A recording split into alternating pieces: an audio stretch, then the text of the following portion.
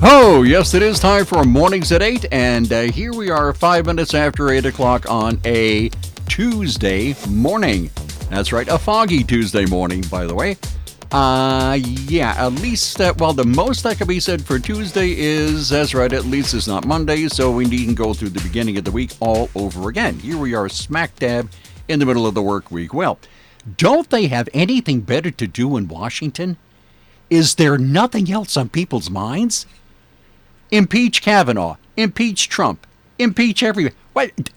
There's got to be something better to do. I mean, what are they, bored or something? That's all they talk about is impeaching people. That's really bizarre. And this thing with Kavanaugh. I'm sure you've been keeping up with this. We have pretty smart listeners here. Kavanaugh, Saturday, the New York Times came out with a little recap here. Saturday, the New York Times came out with a story that Kavanaugh allegedly sexually assaulted or harassed a woman way back when he was a student at Yale. Long time ago. So, without going into details, because I don't talk like that, but apparently he did something that, if indeed it was true, it would be harassment. No question about it. But, so in the story in the New York Times that appeared on Saturday, Sunday, they came out with, oops, we left out a little teeny tiny little detail. Maybe, probably not important, but it's, I don't know, minor really. But the alleged victim, through her friends, has said, I really don't remember anything like that happening. So the New York Times, quite by accident, amazing they did this, but a teeny tiny little accident. Oops, we didn't put that detail in the story. So that came out on Sunday. But the correction was small, and the initial story was big, right?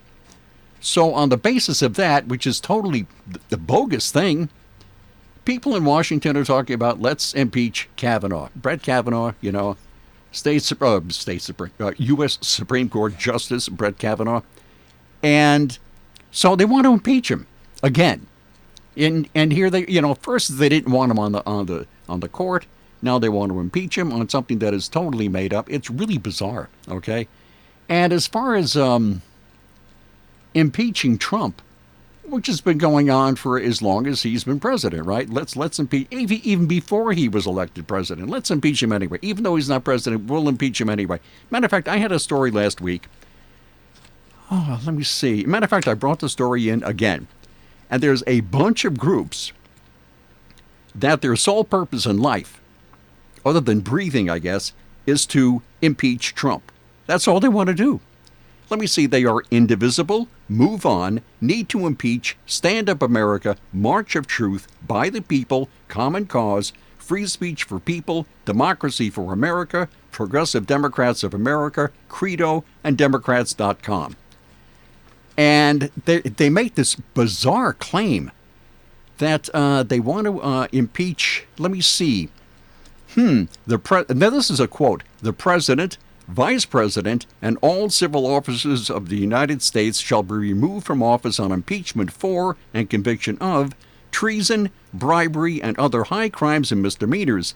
The charge of high crimes and misdemeanors covers allegations of misconduct by officials, such as perjury of oath, abuse of authority, bribery, intimidation, misuse of assets, failure to supervise, dereliction of duty, unbecoming conduct, refusal to obey a lawful order, chronic intoxication, which I still don't get, and tax evasion. So on those ridiculous charges, they want to impeach Trump and everybody who knows Trump and his relatives and his neighbors and anybody who's ever met him. So that's what they want to do. And leading the charge is this Jerry Nadler guy. And there's a little bit about this. Apparently, this thing between Jerry Nadler and you know that it's more than politics. It's a personal thing. It's you just know it's a personal thing. That this goes back years and years and years. This total animosity between Jerry Nadler and Donald Trump. Matter of fact, it goes back. I have a couple of stories here. Let me see. Trump's feud with Jerry Nadler rooted in decades-old New York real estate project. And it's a personal thing. And that started in 1985. 85, 95, 05, 15, 34 years ago. This is a personal thing between these two guys. The feud between Trump and Nadler began in the 1980s, 1985, when Nadler, a New York State assemblyman and later congressman, proved to be a major obstacle to a vast development project that Trump envisioned for Manhattan's West Side. And that's where Nadler's district was.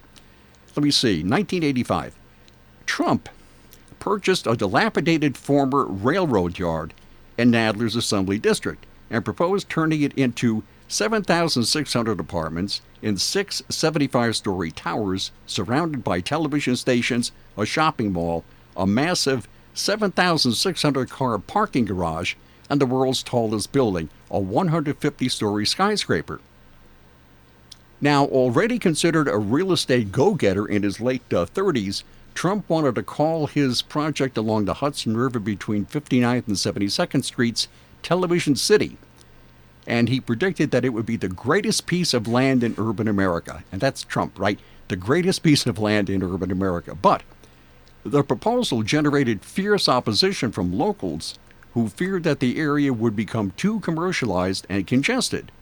Standing with them was Nadler, who wanted the city to buy the land and upgrade the rail system to preserve middle-class transportation jobs, right?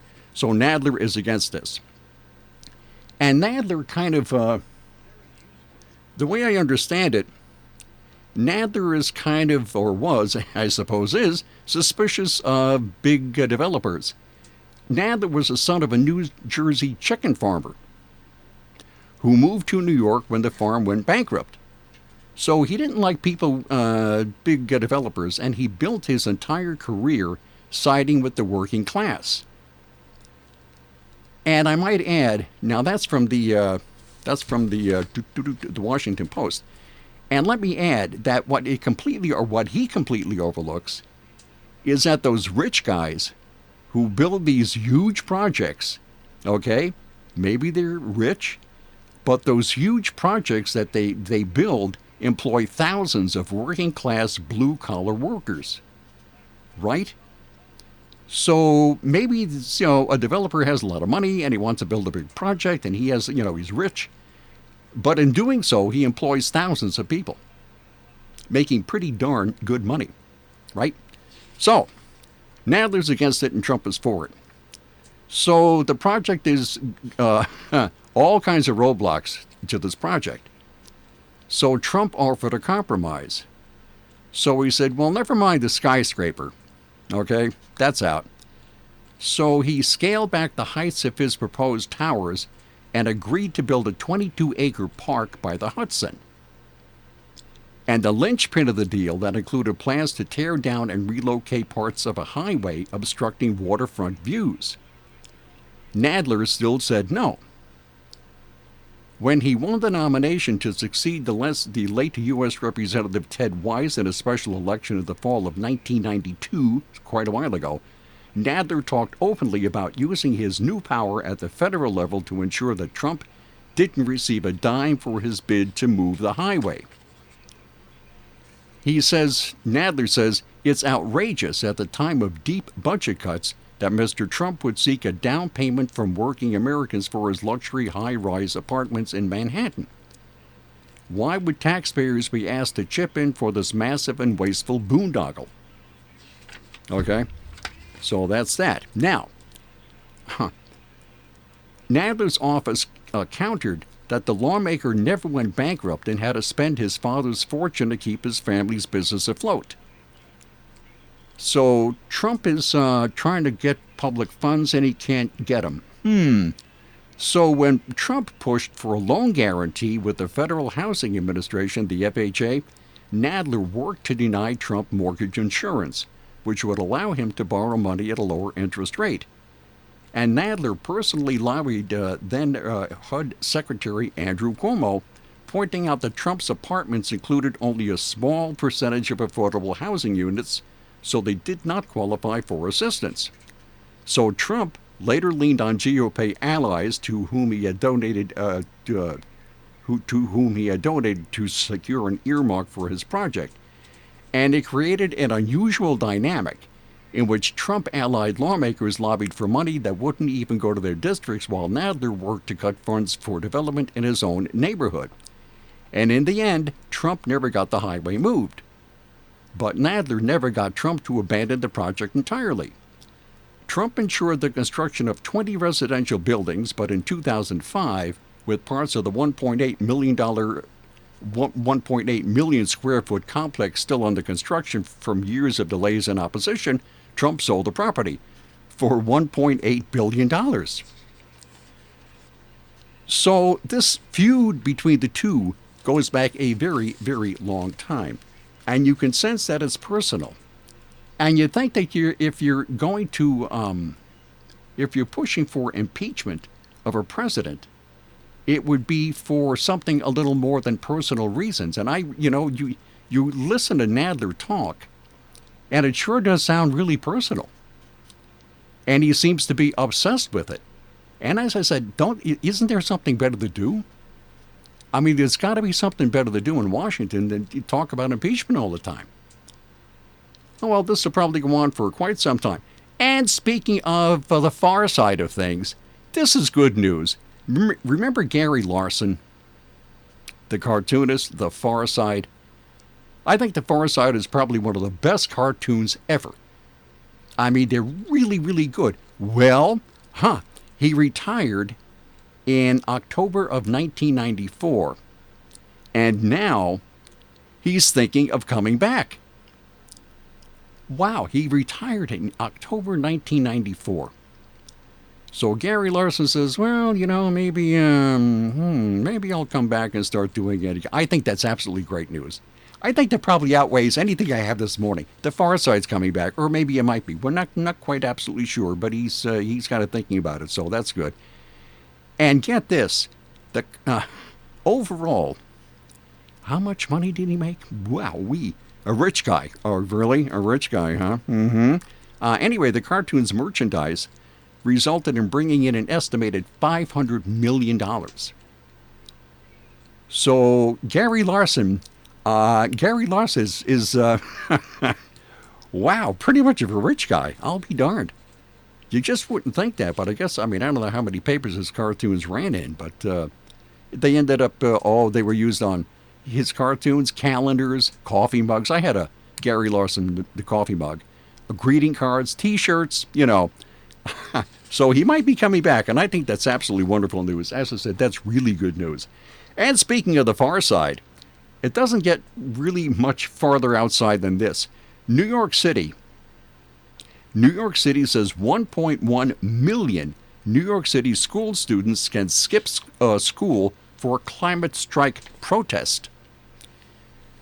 School districts are debating what they should do after New York City announced that 1.1 million public school students could skip classes without penalties to join the global youth climate strike on Friday. And that's according to the New York Times. Now, according to the Times, this is a test of the movement's impact by causing disruptions and getting noticed by politicians who were in New York City for the United Nations Climate Action Summit 3 days later, and the General Assembly meeting that follows it. Organizers expect millions of people to leave work, home, and school to take part in massive climate strike protests around the world. And that's coming up on Friday. Youth Strike Advocates of Fridays for Future, that's the name of the group, said more than 2,400 events were taking place from September 20th through September 27th to coincide with the UN Climate Summit on September 23rd, where Swedish climate activist Greta Thunberg is due to make an address. Well, that should be pretty heart-stopping. Anyway, more than 115 countries and 1,000 cities have registered so far, the group said. The Times reports that large districts around the U.S. were discussing yesterday afternoon the issue of whether to allow students to miss school for the strikes. A spokeswoman for the Los Angeles Unified School District told the Times that officials were still finalizing plans, and Cambridge, Massachusetts City Council members said they would discuss a motion this afternoon to excuse the students. Now, the New York Post editorial board called a move out-and-out government sponsorship of a particular point of view. And there was also some concern that a few students could take advantage of the opportunity to skip school for fun. Yep, okay, so there we go. There's going to be a big thing coming up Friday. And the New York City's Board of Ed, or school board, says 1.1 million New York City students can skip school for climate strike protest. Okay, very good. That's coming up very soon. So, let me see. Do I have time for this one? No. Let me see. Yeah. And this is from the Washington Post. Most American teens are frightened by climate change, poll finds. About 1 in 4 are taking action. So these teens are totally convinced that humans are changing the Earth's climate and believe that it will cause harm to them personally and to other members of their generation, according to a new Washington Post Kaiser Family Foundation poll. Roughly 1 in 4 have taken part in a walkout, attended a rally, or written to a public official to express their views on global warming. Remarkable levels of activism for a group that has not yet reached voting age. So these kids they're totally frightened of climate change. More than 7 in 10 teenagers and young adults say climate change will cause a moderate or great deal of harm to people in their generation, a slightly higher percentage than those 30 years and older. By the time today's high schoolers turn 30, scientists say the world must achieve a rapid and far-changing transformation of society to avoid warming's most dire consequences. Okay, that doesn't sound very good. So something's got to be done right now. I mean, right now, or else we're all going to die. What did the AOC say? 12 years? And some others say 10 years, and some say 20 years and 30 years. And, you hear this over and over and over and over again in the media, constantly hammering away, and now these kids are frightened. But that's right, AOC. What did she say? I had that story last week that sometimes she wakes up at 3:30 in the morning worried about climate change. Okay, fine. Well, here's something you needn't worry about as long as you access the Ryan Agency. Insurance. Everybody needs insurance. I don't know if there's climate insurance, but there you go. Well, the Ryan Agency has offices in Hornell, Jasper, and Wellsville. They are local, as I just said. They're insurance experts. They offer sound, unbiased advice. They're friendly. They're local. They're not beholden to any one company. So they have all these companies at their disposal, which means you have them at your disposal, right? So they find the best rates for you, based on what you want, based on what your needs are. They are the Ryan Agencies. From the Fox Business Network, world markets are mixed as investors wait to see fallout from the attack on a Saudi oil processing plant this weekend. Oil prices are pulling back a little today, and a press conference is expected on output from that plant. Wall Street futures lower after the Dow closed down 142 points, NASDAQ 23, and the S&P 500 9. Purdue Pharma getting its day in court today for an initial hearing after the OxyContin maker filed for bankruptcy, and bakers might want to check their cabinets. General Mills recalling 600,000 pounds of gold medal unbleached flour for possible E. coli contamination. This voluntary recall is for bags with a better if used by date of September 6, 2020. General Mills saying the recall is being issued out of an abundance of care, and that it hasn't gotten any direct consumer reports of confirmed illnesses. With the Fox Business Report, I'm Lillian Wu.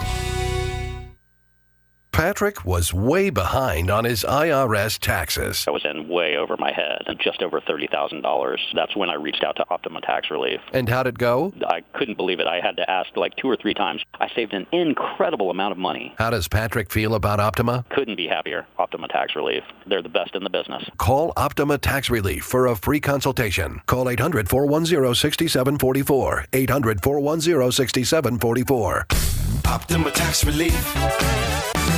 Today at Simmons Rockwell Nissan in Horseheads and Hornell, New York, you'll find brand new 2019 Nissan Sentra SV models equipped with 16-inch alloy wheels, rear monitor, push-button ignition, and cruise control for just $15,999. Shop Simmons Rockwell Nissan in Horseheads or Hornell. Simmons-Rockwell.com. And speaking of climate change, that's right.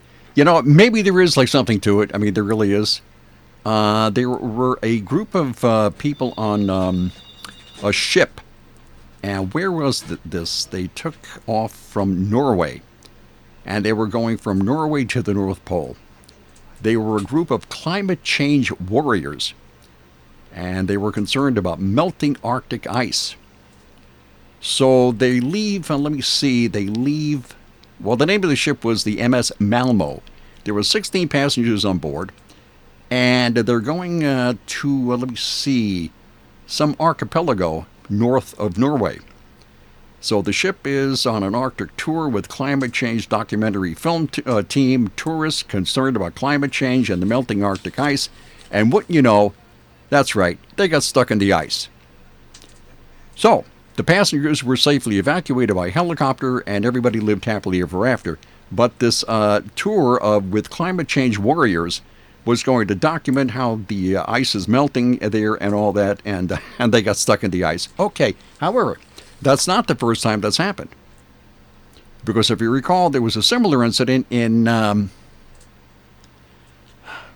2014, and there was a Chinese icebreaker had to be sent to rescue dozens of global warming researchers and environmentalists who got stranded on a ship which got stuck in the Antarctic ice. So, you know, if you're going to document, all this ice melting, you better be sure that the ice is melting and it isn't, and you don't wind up getting stuck in the ice. So there we have that. Also, let me see. Do I do this one? Sure, why not? There was a gentleman guy who worked for an ad agency in New Zealand. This is from the New Zealand Herald. Hey, I will go anywhere. So this is from the New Zealand Herald. And there was a guy who worked in an ad agency, and looks like he's going to be laid off. So they called him into a meeting. And you've heard about these support animals like cats, dogs, hamsters, gerbils, miniature horses, rats, hedgehogs, peacocks, goats, and all that stuff. So he goes into this meeting where they're going to lay the guy off. And he shows up with a support clown. I'm not making this up. And there's a picture of the guy, and there's the support clown. So, yeah. So he shows up at this meeting with a support clown. So, in the strange world of support creatures, this kind of really, this tops it. So the clown was blowing up balloons and folding them into a series of animals throughout the entire meeting. And the clown mimed crying when they talked to this ad man about he was going to be laid off. So the clown is miming crying. And he's blowing up these balloons. What happened to the guy? Let me see. A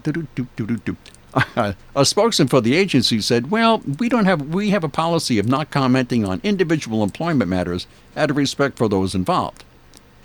In an email titled Coulrophobia. Coulrophobia is the fear of clowns. The spokesman did, however, say it was up there among the weirdest stories she had ever been contacted about. So this guy shows up in a meeting with a support clown. So he's probably, I don't know.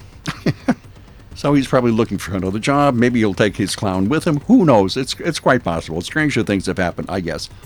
Okay, yeah, well, look at Washington, right? Okay, that's it for this morning show, and I will see you tomorrow at 8:05. Bye.